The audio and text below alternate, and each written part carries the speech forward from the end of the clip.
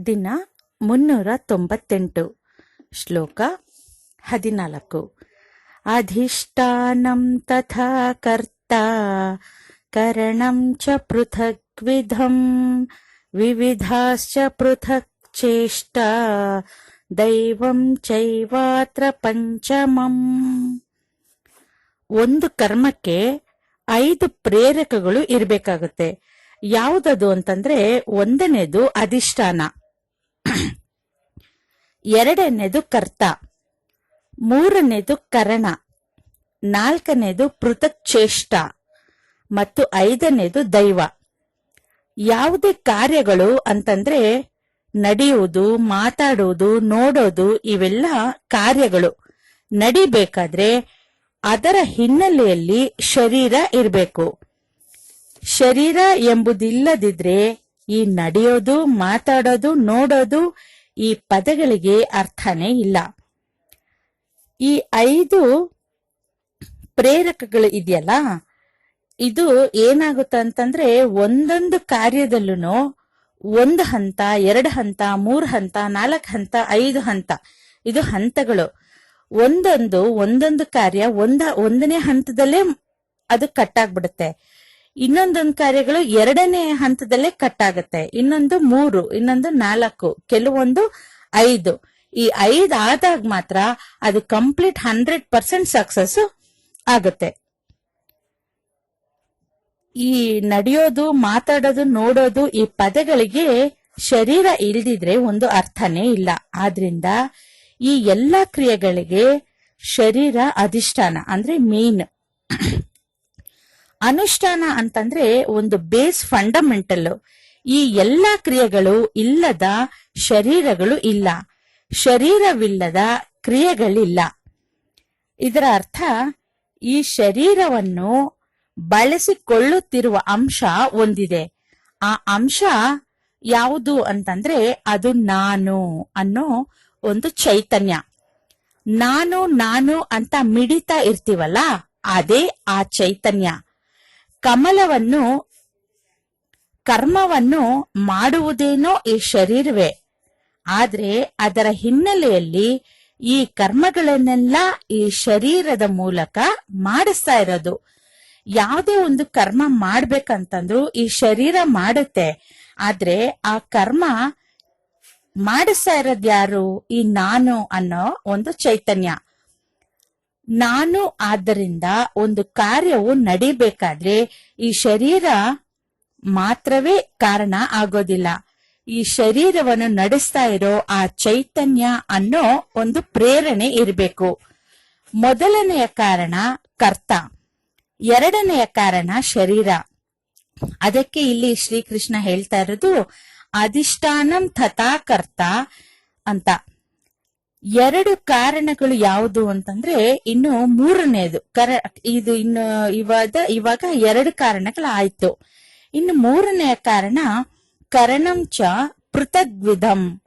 ಕರಣ ಅಂತಂದ್ರೆ ಪಂಚ ಜ್ಞಾನೇಂದ್ರಿಯಗಳು ಮತ್ತು ಪಂಚ ಕರ್ಮೇಂದ್ರಿಯಗಳು ಮತ್ತು ಮನಸ್ಸು, ಬುದ್ಧಿ, ಒಟ್ಟು 12 ಉಪಾಧಿಗಳು ಅಥವಾ ಕರಣಗಳು. ಉಪನ್ಯಾಸ ಕೇಳಬೇಕಾದ್ರೂ, ಸಿನಿಮಾ, ಟಿವಿ ನೋಡ್ಬೇಕಾದ್ರೂ ಈ 12 ಕರಣಗಳು ಇರ್ಲೇಬೇಕು. ಇನ್ನು 4ನೇದು ವಿವಿಧಾಶ್ಚ ಪೃಥಕ್ ಚೇಷ್ಟ ಅಂತ. ಪ್ರತಿಯೊಂದು ಇಂದ್ರಿಯಗಳು ತನ್ನದೇ ಆದಂತಹ ಕ್ರಿಯೆಗಳಲ್ಲಿ ತೊಡಗಿರುತ್ತೆ. ಕಿವಿಯ ಕೆಲಸ ಕಣ್ಣು ಮಾಡೋದಿಲ್ಲ, ಕಣ್ಣಿನ ಕೆಲಸ ಕಿವಿ ಮಾಡೋದಿಲ್ಲ. ಎಷ್ಟೊಂದು ಕ್ರಮಬದ್ಧವಾಗಿ ಶಿಸ್ತಾಗಿ ಜೋಡಿಸಿಟ್ಟಿದ್ದಾನೆ ನೋಡಿ ಆ ಭಗವಂತ. ಎಷ್ಟೊಂದು ಅದ್ಭುತವಾಗಿ ಒಂದು ಡಿಸೈನ್ ಮತ್ತು ಡಿಸಿಪ್ಲಿನ್ ನಿಂದ ನೋಡಿ. ಈ ಪ್ರಕೃತಿಯು ಅಷ್ಟೇ, ಎಷ್ಟು ಕ್ರಮಬದ್ಧವಾಗಿ ಪ್ಲಾನ್ ಮಾಡಿದೆ, ಎಷ್ಟು ಕರಾರುವಕ್ಕಾಗಿ ಪ್ರಕೃತಿಯಲ್ಲಿ ಕರ್ಮಗಳೆಲ್ಲ ಜರುಗ್ತಾ ಇದೆ ನೋಡಿ. ಹೀಗೆಲ್ಲ ನಡೀತಾ ಇರೋ ಆ ಇಂದ್ರಿಯಗಳ ಹಿಂದಿರುವ ಅಧಿಷ್ಠಾನ ದೇವತೆಯಿಂದ ಪ್ರಕೃತಿಯು ಇಷ್ಟೊಂದು ಕ್ರಮಬದ್ಧವಾಗಿ ನಡೀತಾ ಇರೋದು ಕೂಡ ಆ ಪ್ರಕೃತಿಯ ಹಿಂದಿರುವ ಅಧಿಷ್ಠಾನ ದೇವತೆಗಳಿಂದ ಅನ್ನೋದನ್ನ ನಾವು ಯಾವಾಗ್ಲೂ ನೆನಪಿಸ್ಕೊಂಡು ಇರ್ಬೇಕು. ನೆನಪಿನಲ್ಲಿ ಇಟ್ಕೊಂಡೇ ಇರಬೇಕು. ನಮ್ಮ ಪ್ರತಿಯೊಂದು ಇಂದ್ರಿಯಗಳ ಹಿನ್ನೆಲೆಯಲ್ಲಿ ಮತ್ತು ಪ್ರತಿಯೊಂದು ಕರ್ಮೇಂದ್ರಿಯಗಳ ಹಿನ್ನೆಲೆಯಲ್ಲಿಯೂ ಆ ಇಂದ್ರಿಯಗಳ ಅಧಿಷ್ಠಾನ ದೇವತೆಗಳು ನೆಲೆಸಿರ್ತಾರೆ. ನಮಕಂ ಚಮಕಂ ನಲ್ಲಿ ಲಘುನ್ಯಾಸ ಇದೆ. ಅದರಲ್ಲಿ ಲಘುನ್ಯಾಸ ಅಂತಂದ್ರೆ ಆ ಅವಯವಗಳನ್ನು ಅಂದ್ರೆ ಆ ಅವಯವಗಳನ್ನು ಇಂದ್ರಿಯಗಳ ದೇವತೆಗಳನ್ನು ಸ್ತುತಿಸಲಾಗುತ್ತೆ. ಪಾದಗಳ ಅನುಷ್ಠಾನ ದೇವತೆ ವಿಷ್ಣು. ಹಾಗೇನೆ ಪೃಷ್ಠ, ಕೈ, ಭುಜ, ಹೊಟ್ಟೆ ಹೀಗೆ ಈ ಎಲ್ಲಾ ಅವಯವಗಳ ಹಿಂದೆ ಅಧಿಷ್ಠಾನ ದೇವತೆಗಳು ಇರುತ್ತೆ. ಈ ದೇವತೆಗಳು ಪ್ರತಿಯೊಂದು ಅವಯವಗಳನ್ನು ಇಂದ್ರಿಯಗಳನ್ನು ಕಾಪಾಡ್ತಾ ಇರ್ತಾರೆ. ಇದಕ್ಕೆ ಸಾಕ್ಷಿ ಏನು ಅಂತಂದ್ರೆ ಸದಾ ಕೆಲಸ ಮಾಡ್ತಾ ಇರೋ ಕಿಡ್ನಿಗಳನ್ನಾಗಲಿ, ಹೃದಯವನ್ನಾಗಲಿ, ಅಥವಾ ಶ್ವಾಸಕೋಶಗಳನ್ನಾಗಲಿ, ಅಥವಾ ನಮ್ಮ ಒಂದು ಹೃದಯ ಇರ್ಬೋದು, ನಾವು ಯಾವಾಗಲಾದ್ರೂ ನೋಡಿದ್ದೀವಾ ಅದು ಕೆಲಸ ಮಾಡ್ತಾ ಇದ್ಯಾ, ಸರಿಯಾಗಿ ಮಾಡ್ಬೇಕು, ಈ ತರದ್ದೆಲ್ಲ ನಮ್ಗೆ ಅರಿವಿದ್ಯಾ? ಇಲ್ಲ. ಅದನ್ನು ಕ್ಲೀನ್ ಆಗಿ ಇಟ್ಟಿರ್ಬೇಕು ಅಂತ ಯಾವಾಗ್ಲಾದ್ರೂ ಸ್ವಚ್ಛ ಮಾಡಿದೀವಾ? ಇಂತಹ ಕಾರ್ಯಗಳೆಲ್ಲ ನಿರ್ವಹಿಸ್ತಾ ಇರೋರು ಯಾರು? ಆ ಅವಯವಗಳ ಹಿಂದಿರುವ ಅಧಿಷ್ಠಾನ ದೇವತೆಗಳು. ಕಣ್ಣಿನ ಅಧಿಷ್ಠಾನ ದೇವತೆ ಸೂರ್ಯ, ಮನಸ್ಸಿನ ಅಧಿಷ್ಠಾನ ದೇವತೆ ಚಂದ್ರ, ಬುದ್ಧಿ ಅಧಿಷ್ಠಾನ ದೇವತೆ ಅಗ್ನಿ. ಹೀಗೆ ನಾಲಿಗೆ, ಮೂಗು, ಕಿವಿ ಎಲ್ಲದಕ್ಕೂ ಒಂದೊಂದು ಅಧಿಷ್ಠಾನ ದೇವತೆಗಳು ಇರ್ತಾರೆ.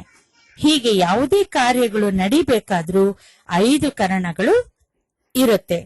ಅಧಿಷ್ಠಾನಂ ತಥಾ ಕರ್ತ ಕರಣಂ ಚ ಪೃಥಕ್ ದ್ವಿಧಂ ವಿವಿಧಾಶ್ಚ ಪೃಥಕ್ ಚೇಷ್ಟಂ ದೈವಂ ಚೈವಾತ್ರ ಪಂಚಕಂ ಅಂತ ಹೇಳ್ತಾ ಇದ್ದಾನೆ ಕೃಷ್ಣ. ಈ 5 ಕಾರಣಗಳಿಂದ ಒಂದು ಕರ್ಮ ಸಾಧ್ಯ ಆಗುತ್ತೆ. ಈ ಮುಂದಿನ ಶ್ಲೋಕದಲ್ಲಿ ರಾಜಸಿಕನು, ತಾಮಸಿಕನಾದವನು ಮತ್ತು ಸಾತ್ವಿಕನಾದವನು ಮಾಡುವಂತ ಕರ್ಮಗಳಲ್ಲಿ ಆ ದೃಷ್ಟಿಕೋನಗಳು ಹೇಗೆ ಇರುತ್ತೆ, ಬೇರೆ ಬೇರೆಯಾಗಿ ಇರುತ್ತೆ ಅನ್ನೋದನ್ನ ಹೇಳ್ತಾ ಇದ್ದಾನೆ. ನಾಳೆ ಶ್ಲೋಕ 15. ನಮಸ್ಕಾರ. ಹರಿ ಓಂ.